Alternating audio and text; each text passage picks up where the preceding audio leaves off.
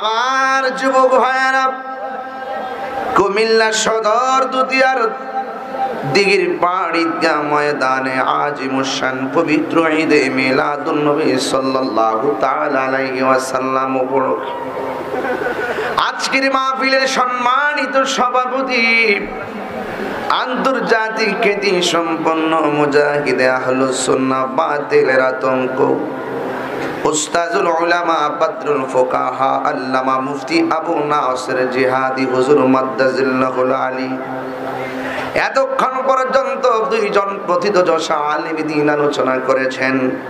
বিশেষ করে মাওলানা হাফেজ হাসান রাজা আশিকি সাহেব সদ্য বিদায় নিয়েছেন। বিশিষ্ট লেখক ও গবেষক, মিডিয়া ব্যক্তিত্ব, মুনাজির আহলুস সুন্নাহ নাশপত আল্লামা মুফতি শহীদুল্লাহ বাহাদুর সাহেব আলোচনা করেছেন। রাত্র 1টা বেজে গেছে, আমাকে বিষয় দেওয়া হয়েছে, হুজুর 2টা বিষয় নিয়ে আজকে আপনি আলোচনা করবেন। একটা বিষয় হলো কবরের আযাব, 2 নম্বর হলো মা বাবার খেদমতের আলোচনা।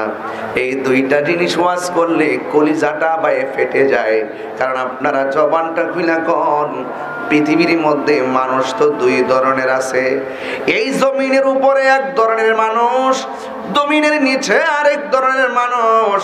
জমিনের উপরের মানুষগুলো আবার বাড়িতে চলে যাবে, আর জমিনের নিচে যারা কবরে পড়ে আছে চাইলেই তারা বাড়িতে আর ফিরে আসতে পারবে না।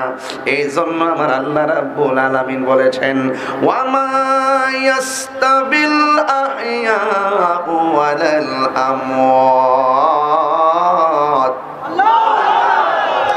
আল্লাহ রাব্বুল আলামিন বলেছেন, যারা জিন্দা এবং যারা মুর্দা তারা সমান হতে পারে না।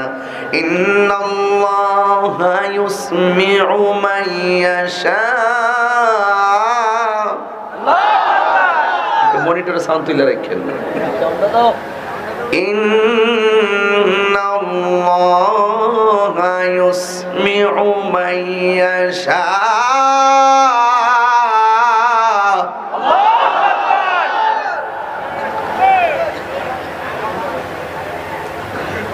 আল্লাহ বলছেন, নিশ্চয়ই যারা পৃথিবীর মধ্যে এমন কিছু মানুষ আছে কবর আযাব তারা দেখে না, কিন্তু আল্লাহ পাক যাকে ইচ্ছা করে তাকে কবর আযাব দেখার ক্ষমতা দান করেছে। মারহাবা বলবেন না? এই জন্য আমার যুবক ভাইয়েরা, গভীর রজনীতে বাড়িতে যাওয়ার জন্য মন চাইতেছে। অনেক মানুষ বিছানায় তাকে ডাকতেছে, এরপরে মানুষটা আজকে বিছানায় যায় না। কেন? কেন? একটা মাত্র কারণে, আমার বাবার তো আমি আধার করে শোয়াইয়া দিয়ে এসেছি, আমার মা জননীকে তো আমি আধার করে শোয়াইয়া দিয়ে এসেছি। একই দিন আমিও তো সেই ঘরের মধ্যে চলে যাব। জবানটা খুলে গন, সেই আসল ঘরের নাম কি? বড় করে বলুন, জোরে সরে বলুন। কবর কি আসল ঘর না নকল ঘর? এই জন্য যুবক ভাইয়েরা আমার, আল্লাহ রাব্বুল আলামিন কোরআনের মধ্যে বলে দিয়েছেন, ইন্নাহু হুয়া ইউবদিউ ওয়া ইউঈদ। আল্লাহ হলেন তিনি যিনি তোমার শুরুর মালিক, যিনি তোমার শেষের মালিক। আমাদের শুরু হয়েছে জন্ম দিয়া, শেষ হয়ে যাবে আমাদের মরণ দিয়া। জন্ম মৃত্যুর মাঝখানে আমাদের কিছু করণীয় আছে না নাই? এই জন্য আল্লাহ বলে, বান্দারে আমি আল্লাহ তোরে বড় মায়া কইরা বানাইছি। তোরে আমি আল্লাহ গলা থেকে মাথার তালু পর্যন্ত জায়গাটা আমি আল্লাহ নিজের হাত দিয়া বানাইছি। এই জায়গার মধ্যে একটা জবান দিলাম, এই জবান দিয়ে তোরা আমার ডাকবি। এই জায়গাতে 2টা কান দিলাম, 2টা কান দিয়ে আমার জিকির কর শুনবি। এই জায়গার ভিতরে 2টা চোখ দিয়েছি, ওয়ায়াতাফাক্কারুনা ফি খালকিস সামাওয়াতি ওয়াল আরদ রব্বানা মা হাযা বাতিলান সুবহানাকা ফাকিনা আযাবান নার।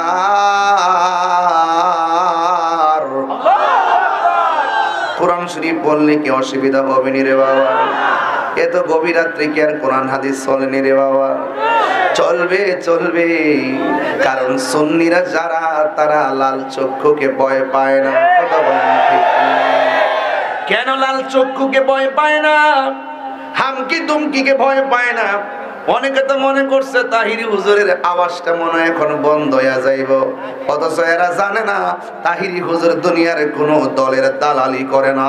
তাহিরি হুজুর মদিনা ওয়ালার প্রেমের দালালি করে। হাত তুলে বলো ঠিক কি না বলো?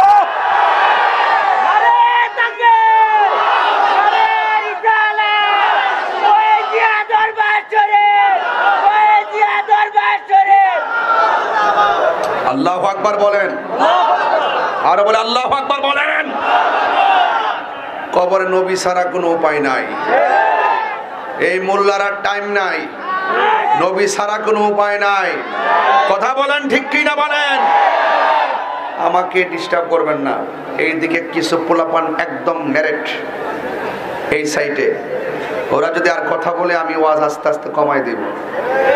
আমি শুরুতে আসার পর এখানে আড্ডা মারতেছে, আমি আড্ডা মারতে আসি নাই, মোস্তফার প্রেমের কথা বলতে এসেছি। কমিটির 7-8টা লোক মাঝে মাঝে ঢুকাই রাখেন, কেউ যেন আমার পরিবেশকে বিনষ্ট করতে না পারে। সবাই যে আমাকে আই লাভ ইউ বলতে আসছে বিষয়টা এরকম না। কিছু লোক আছে রেকর্ড নিয়ে পরের দিন আমার ধরার জন্য রেকর্ড নিয়ে বসে রয়েছে। কথা কোন ঠিক কিনা? দেখাই কে তোদের বাপাইত্রে তাহিরি কি বলে? কথা বলেন, হাত তুলে বলেন, হাত তুলে বলেন ঠিক কিনা বলেন? আল্লাহু আকবার, নারায়ে রিসালাত, ইয়া রাসূলুল্লাহ, নারায়ে গাউসিয়া, ইয়া রাসূলুল্লাহ, আহলে সুন্নাত ওয়াল জামাত, জিন্দাবাদ জিন্দাবাদ, মাফির মুফতি গিয়াসউদ্দিন আত-তাহিরি সাহেব, জিন্দাবাদ জিন্দাবাদ, মুফতিয়াদির পরে পক্ষ থেকে গভীর মনোযোগ আমার যুবক ভাইরা।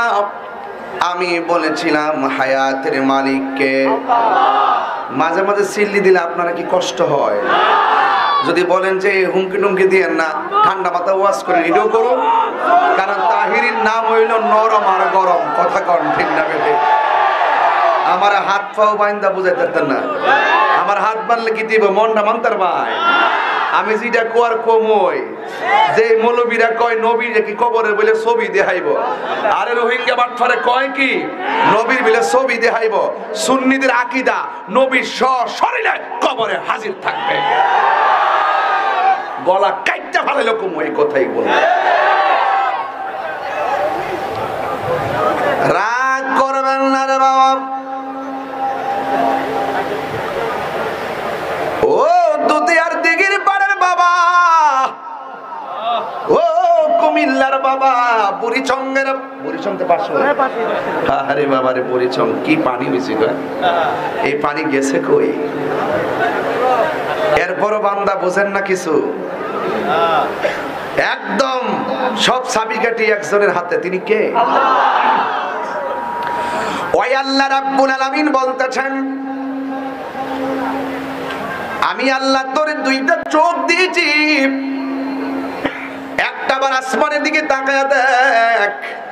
ওয়ালাকাদ যায়্যানাস সামাআদ দুনিয়া বিমাসাবিহ।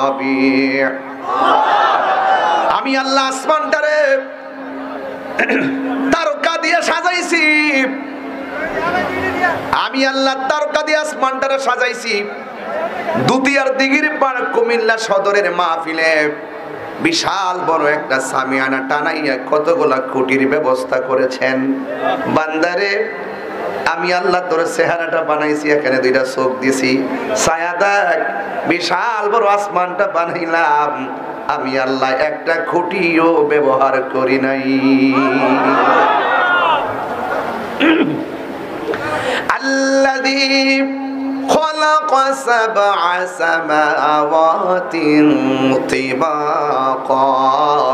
আমি আল্লাহ আসমানটারে শুধুমাত্র একটা পর্দা দিয়া বানাই নাই।